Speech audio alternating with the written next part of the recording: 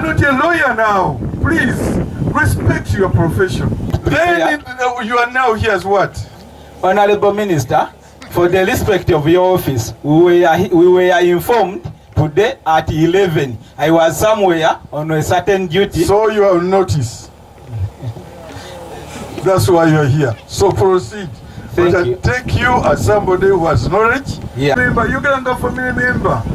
You are not a lawyer now. Please respect your profession.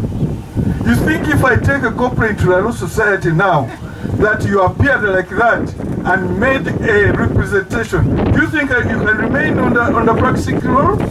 Honorable Minister Ayambade njogera luzungu. This is oluzungu lw'olulimi lw'amateeka. Obanga ojja kwogera olulimi lw'amateeka yambala nga munamateeka.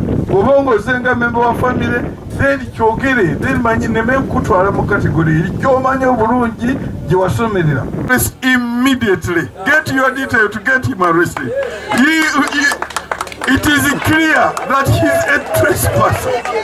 Let Kampuuni, what happened? That facts are on the file. Give me my facts. On 15th, nga 15 March, nalagira nti hooligans bonna bali base bano bonna bakwatibwe. Ekyo nakyogera.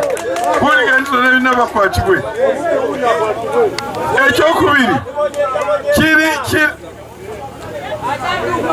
ono omusajja bamuyita Waswa yakulidde ba hooligans abazze okuleeta wano emitawaana ku ttaka. Number 1 is a trespasser. Number 2 has caused malicious damage to property.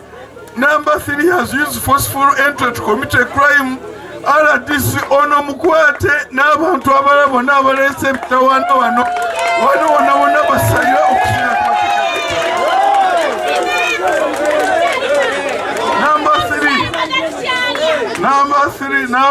Number three.